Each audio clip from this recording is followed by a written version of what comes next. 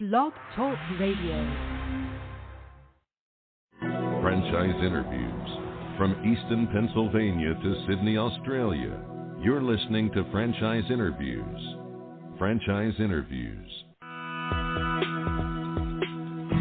Welcome to Franchise Interviews, an up-close, behind-the-scenes look at franchising and entrepreneurship. Listen to interviews with franchisers, franchisees, franchise authors, franchise experts, and attorneys. And now, welcome your host, Marty McDermott, and Franchise Interviews. Hi, everyone, and welcome to a very special edition of Franchise Interviews, where for over 16 years now, we've been asking the Franchpreneurs one-on-one. I'm your host, Marty McDermott. I'm the president of Franchise Interviews, and we have a great show. Well, we're meeting with Mike Sebazco, the president of Famous Toastery.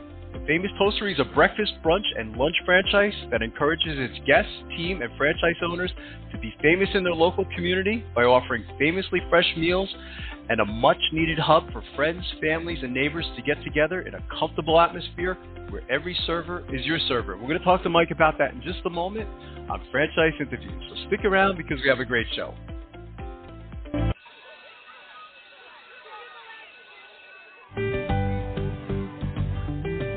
Franchise Teacher. Would you like to know how to franchise your concept or grow your franchise business? Meet the experts at Franchise Teacher. The goal of Franchise Teacher is to teach, coach, consult, and advise. The team of experts at Franchise Teacher will evaluate your business model and present you with a winning business strategy. Franchise Teacher will help you decide whether or not your concept works and if it's franchisable. Franchise Teacher is proud to have over 30 years of experience in franchising as both franchisees and franchisors. Franchise Teacher are developers of over a dozen franchise systems, which include brick and mortar as well as home-based concepts of nearly 3,000 combined franchise locations. Whether you need to add more units or get more customers, Franchise Teacher can help. We will teach. Franchise Teacher will help you learn our proven system. Coach. Franchise Teacher will help you provide a game plan to succeed. Consult. Franchise Teacher will make sure you stay on track. And advise. Franchise Teacher will help you learn from our over 30 years of experience in franchising as both franchisees and franchisors. Take advantage of our free, no-obligation phone consultation. Simply go to franchiseteacher.com or call us at 561-385-3032.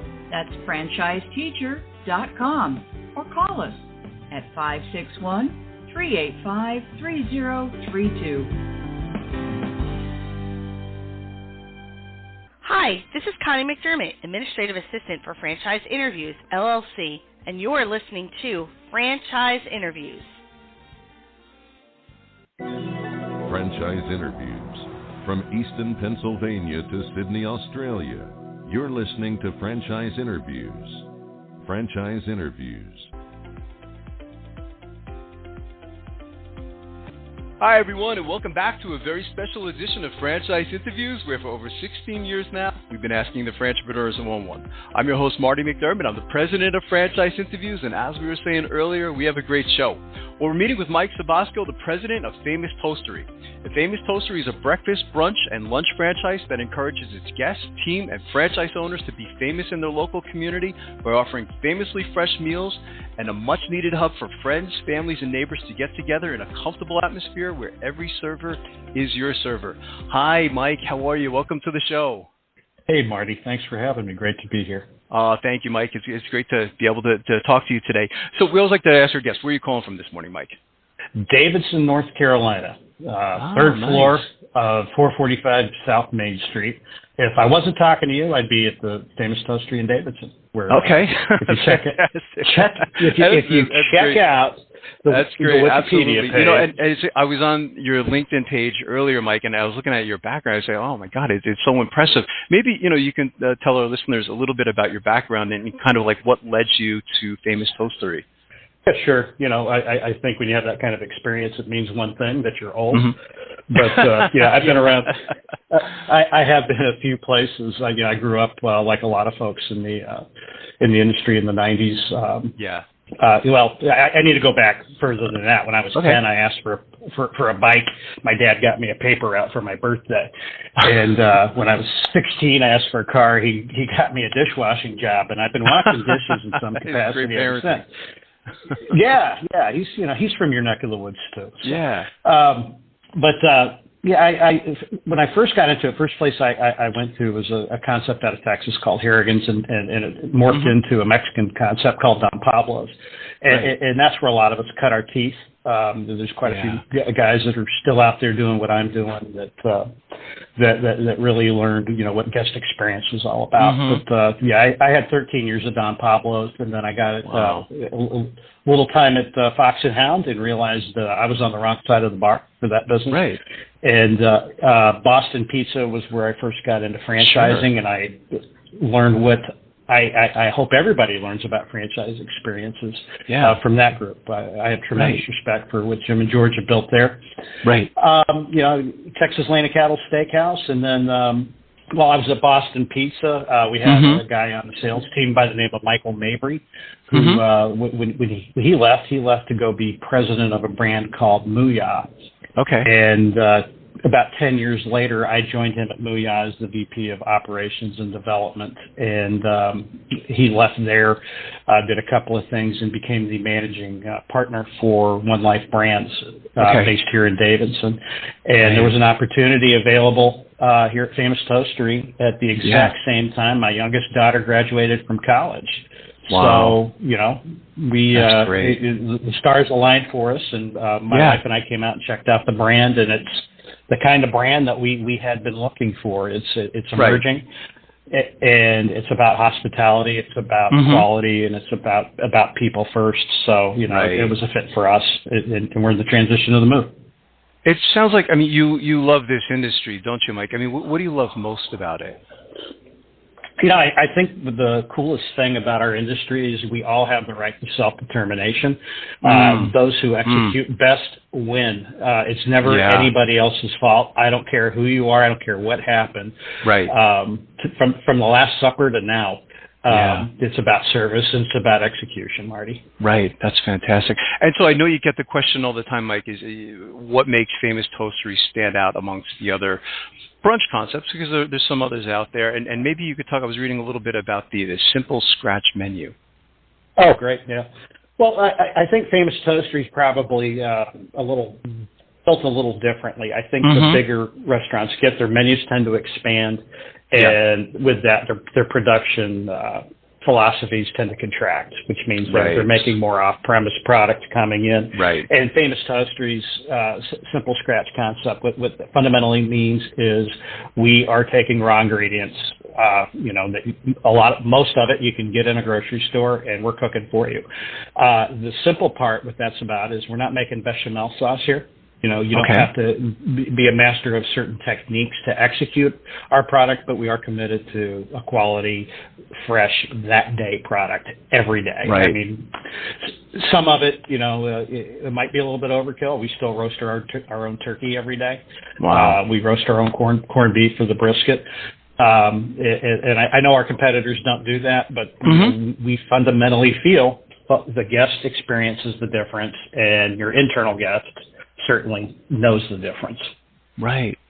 If you and I were to go into a Famous Toastery this morning, Mike, together, what would you recommend that I get, or what are some of your favorites? Yeah, I have a hard time getting past the corned beef hash. I'll be sitting here going, oh wow. I do too, and the way we do it, it's a prime product, a prime beef product that we're making. Yeah. I can be sitting at my desk thinking, I'm going to try a different, the avocado omelet today, and by the time I get to the table, just give me the corned beef hash. I know I'm going to be amazed with that product. But, some of the sandwich selections that we have are top-notch, too, and just the way they're concocted, they're thoughtful, they're unique in a lot of ways. Right. We have an item called Left Coast BLT, our turkey and brie sandwich. So those are things that are just not anywhere, but we feel like we can execute those things in a best-of-both fashion. That's great. when I was reading about, the model for Famous Toastery, Mike, the customer experience is very important to the system or the model. So why has it been so important to emphasize the customer experience, and how has it helped create regulars, which is also a very important part of the model too? Yeah, for our model, we're not a marketing entity by any stretch of the imagination, like a lot of concepts. Are very, very much an operational entity. And what our founders, Brian Burchell and Robert Maynard, had set out is, hey, we've got to be members, active members in the community. We've got to be trusted to be a great gathering place, because a brunch experience is not transactional. It's not about getting fed. Right. It's truly usually a gathering experience. Even if you're by yourself, you're in there for something different that you wouldn't have. So, as a franchise organization, you have to be scalable. And yes. I mean, that's really been the work over the last 16 years, is how do we scale Brian's hospitality and Robert's, vision for what the guests and team members should experience at Famous Toastery. And what it evolved into is the every server is your server concept in the front of the house. Now, we all know a restaurant's like a duck. It's very calm up top when it's going right. And nobody knows how quickly that duck's paddling below the water in the back, to make things go. But this team service concept has been, it's team service where every server is your server, has been highly efficient too, right? And I say this all the time, that the best server at a big box casual dining restaurant would probably not cut it at Famous Toastery, because they know exactly where to hide, whose fanny to smooch. And at Famous Toastery, there's nowhere to hide. Everybody's got to run food. Nobody walks past an unbussed table. Everybody greets everybody. We're all in the business of anticipating every guest need in the restaurant, and that does take some training. But we do believe we're at a place now where that's scalable, and we've kind of simplified the concepts a little bit. Brian Burchell, the founder, is amazing a front of the house guy as you run across. He's fantastic. He knows what the guest is going to have before the guest orders it. But he's just got the hospitality gene. And when you meet his parents, you understand that apple did not fall far from the tree. Right. So you do need a certain type of individual that's committed to rendering humble service. But I mean, that's how the concept works. And if you look at the mathematics of that type of model, you don't necessarily need more bussers or hostesses or bartenders to execute that model. So the economics you tend to work, and then you've got a great product that you're serving with it, Marty. Yeah, I think it's very clever, Mike. And the one shift approach is also very clever as well, Mike. I mean, how does the one shift approach affect the employee experience, and how has it helped with recruiting and hiring new franchisees or attracting new franchisees? Yeah, I think that there's always going to be that segment that is sitting there thinking, if we close at 3, I can tee off at 4 and get in a full round in the summer, and that's absolutely doable. But I think for 100% of our partners and franchisees, they've got a fully functioning restaurant, and they're home for dinner every night with their family in their home. And that's not something I've been able to say until now. In 35 years in this industry. So the one shift operation really, is a lifestyle change, and you can execute, still be part of the community, still, you probably would never miss a kid's soccer game or baseball game or anything like that. So there's that, and then our team members, our frontline team members, who are as critical as anybody to the execution of the concept. It allows them an awful lot of flexibility. Some of them want to do other things at night. It's not all they would have to do, and an 11 to 4 lunch shift doesn't get you in place to pick up the kids from school.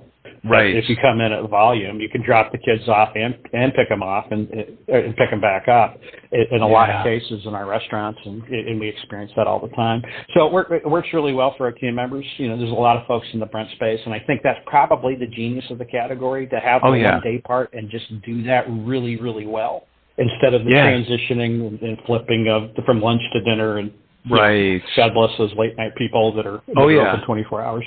Oh, absolutely. No, I think it's very clever, Mike. And I was reading about some of your franchisees, and it was interesting as, I was reviewing their stories. I mean, because some of them, they didn't really have any experience. One was Kellyanne Higgins. Maybe you could talk a little bit about, some of your franchisees, and maybe when I'm thinking of your model, I'm thinking of, there's certainly a culture at Famous Toastery, isn't there? There sure is. Kellyanne just joined us as our senior director of training. She's got a high education background. Was with One Concept, Mimi's, for 18 years in multiple roles, and she absolutely understands scalability. Did it in a 3-chef operation with Mimi's. Right. So she's been a terrific asset to the team. But as I look at who our top franchisees are, very few of them had restaurant experience. Most of them had business experience, hence the term corporate refugee. They were just looking something else, looking for that right of self-determination. And the one thing they have in common, is they know how to win, and they tend to be really, really, really good people to work for. So, in fact, as I'm running through Angela Goodman and Stacy Watts and Joe Kloiber and Dave Arnold and these franchisees, Julio, and all these franchises in my head, these are fantastic leaders that truly put people first. Right. And if you come in with that gene, we can teach you the rest of it. We can teach you the math. We can teach you the recipes. We can teach you how to get simple scratch, famously fresh food out in under 7 minutes. We can do that.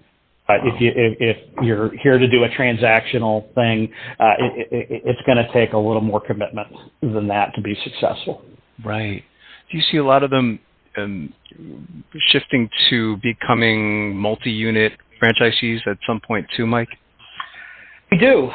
Half of our franchisee system is multi-unit at this point in time. In fact, Jason Sirkin is our largest franchisee. He's got 4, all in South Carolina, but they're kind of in Charlotte. I don't know how he did that. That's some serious gerrymandering there. But he's originally from Jersey, and I guess he just really didn't want anything with North in the name anymore. But he does a great job, and it's been a family business for him. His kids have grown up with Famous Toastery. He's been with us 10 years. And then, we've got a couple opportunities. The guy that developed all these simple scratch recipes, Julio, who has Denver and the Valentine in Charlotte location. He wanted to be a franchisee. He wanted that right to self-determination. Our last vice president of operations, Joe Gilley, just opened our most recent opening 3 weeks ago in Boone, North Carolina, home of Appalachian State University. And he's got that one going. The kids are back to school this week, so he's going to get his doors blown off. And then once he recovers from that, he's going to go open a second location in Blowing, North Carolina. So, there's certainly a pathway there for those that understand the business and can execute it. We're here to protect the brand and protect our franchisees' investment, so we want to make sure they're not biting off more than they can chew. But our multi-unit people have certainly earned the right to execute a couple of restaurants. Yeah. I think that's terrific. And you mentioned a lot of the key traits of what you're looking for in your franchisees, Mike. What about are there any sweet spots for growth? When you're thinking of the brand. We when I got here in October, we were saying, we're going to focus on Virginia, North Carolina, South Carolina, and Charlotte. I had lived in Greenville, South Carolina, 20 years ago or so, and Charlotte was kind of this hub, but it wasn't as ambulatory an economy as it is today, where folks are kind of moving in and out with the banking industries, and American Airlines has a giant hub here, probably nothing more ambulatory than that. So as people are coming and going from Charlotte, they know our brand, and they want to take it to places like Austin, Texas, and Kansas City and Detroit, and we're actively in discussions on taking a look at things like that. But our next hot hub is absolutely Florida. We have several folks interested in every major market in Florida. A lot of other concepts are already there, and we certainly don't mind being next door to someone also in the brunch space. We're happy to go head to head with anybody. Yeah, no, I think that's terrific. And what do you see as, in thinking of trends, Mike, I mean, what do you see as the next big thing, when it comes to the brunch concept? Yeah, I think it's, this is very subtle to me. Mm-hmm. But all the research I'm seeing is that folks are really looking for that comfortable gathering place.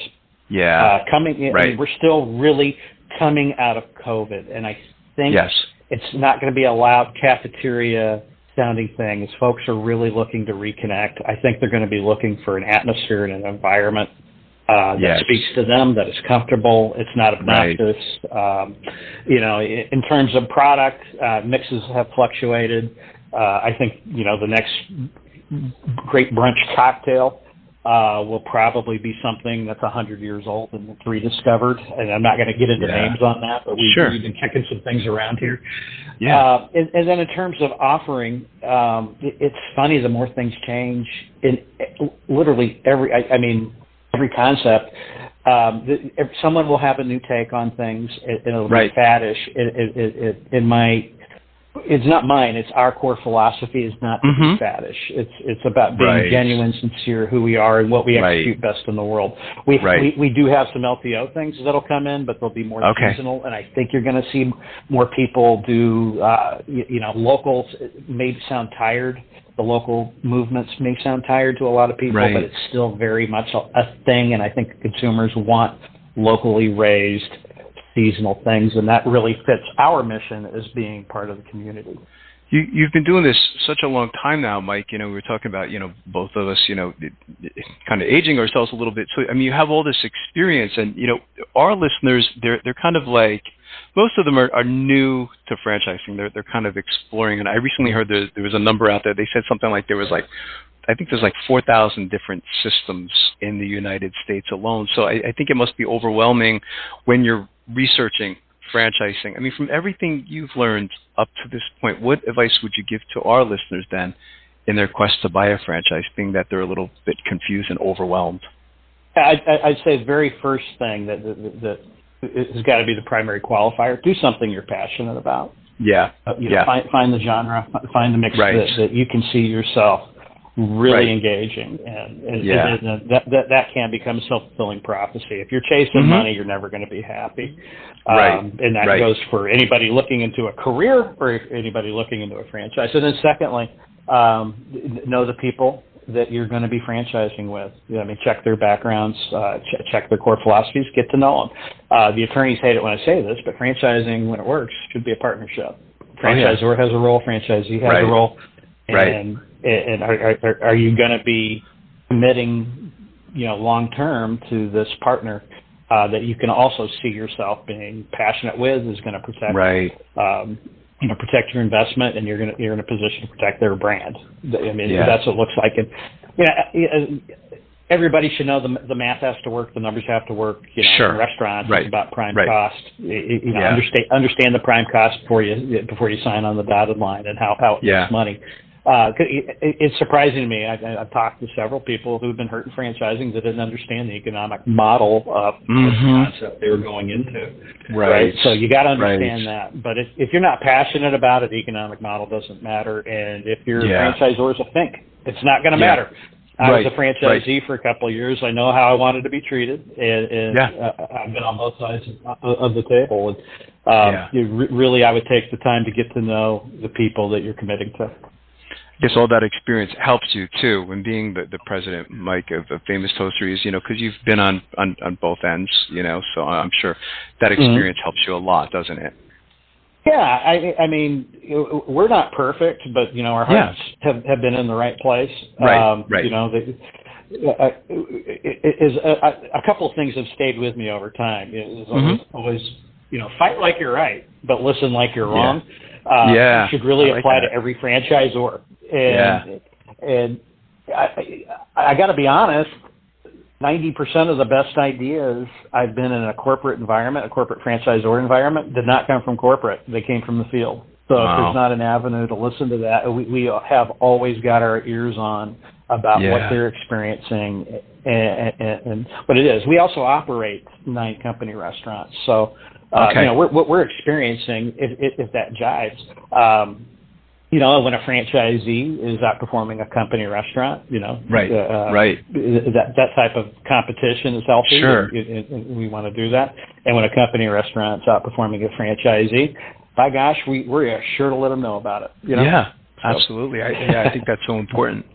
So when you mentioned some of them, Mike, but I mean, when thinking of the goals, for Famous Toastery, where do you see the brand maybe over the next year or 2 years or 5 years down the road? Well, we stopped franchising before the pandemic because of the scalability thing. Right. And we're in a position now where we've done a slight menu contraction that we're testing to get us a little more scalable, a little more focused on just the execution of the best products we have. Over 16 years, hundreds of LTOs, some of them have found their way onto the menu.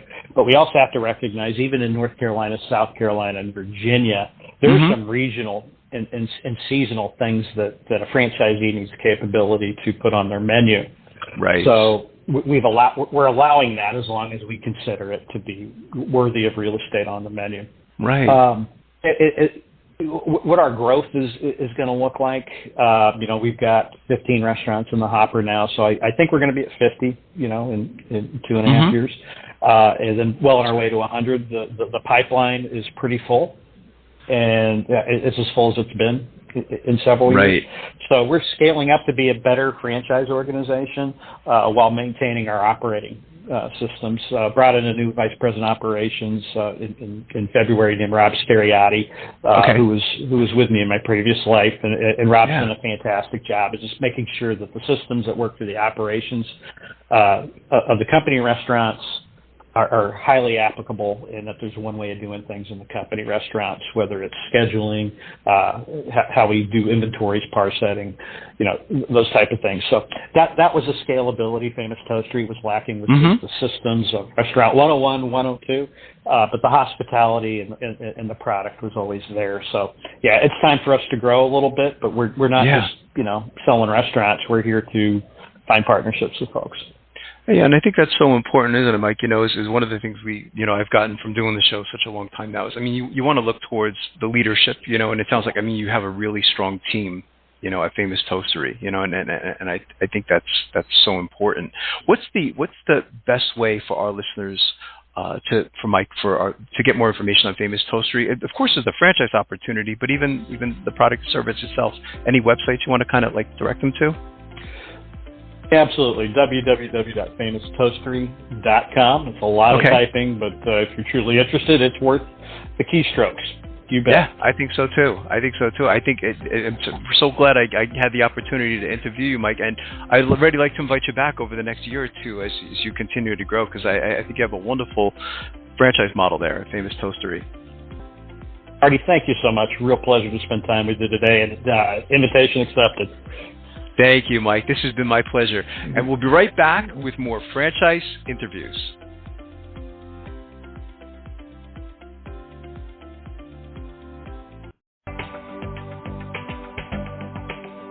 Coming up in our next segment, we'll be playing a clip from our Great Quotes in Franchising podcast right here on Franchise Interviews.